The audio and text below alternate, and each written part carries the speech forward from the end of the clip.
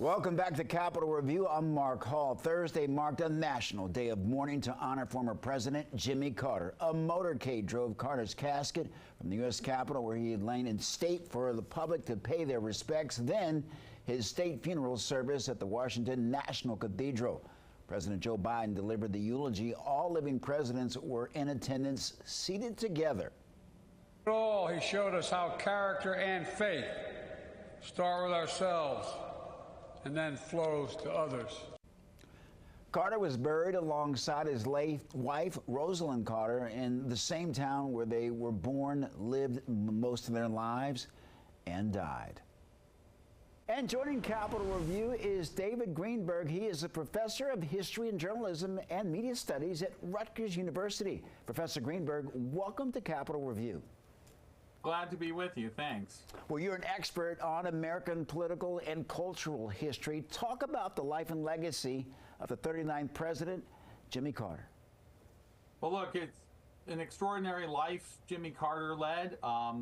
Coming from rural Georgia and modest background, taking the nomination of the Democratic Party when it was in a time of uncertainty and flux. People have rightly, upon his death, pointed to a lot of his lasting achievements, from the Camp David peace accords to the bringing a lot of diversity to the federal judiciary, appointing record numbers of African Americans and women, being an environmental president.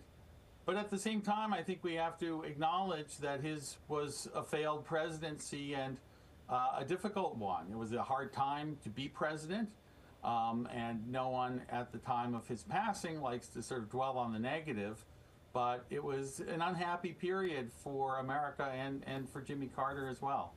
We were coming out of the Vietnam War. We had the Iranian hostage situation, and we also had the gas shortage. Those were tough times, Professor.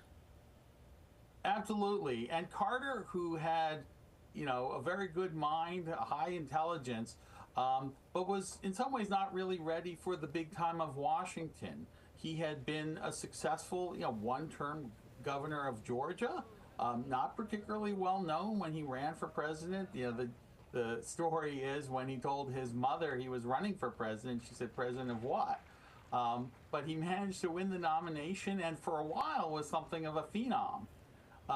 But he just didn't have either the ability to work with Congress, that, having lacked any experience in Washington, and in Georgia, remember, it was basically a one-party state back then, so he didn't really know how to work across the aisle well. He alienated the liberals, who were at the heart of the Democratic Party, over issues like health care. And that brought on a challenge from Ted Kennedy, a leading lion in the Democratic Party. And so both in terms of policy and politics, he foundered a lot. Then, of course, you throw in the foreign policy challenges. This was kind of the waning years of the Cold War. There was kind of a lot of saber rattling coming from Moscow. And Carter kind of shifted left, shifted right. Wasn't sure if he wanted to be a confrontational Cold War president or be somewhat more accommodating. And I think that indecision was noted in Moscow and around the world. Finally, there was the hostage crisis that, the revolutionary Islamist government came to power in Tehran and seized American diplomats in the embassy and kept them for more than a year. And Carter's inability to get them out, really, that along with the economic hard times and inflation, doomed his bid for re-election. A poignant moment you may recall in Washington was the three-way handshake with Anwar Sadat and Menachem Begin and of course, President Carter. Was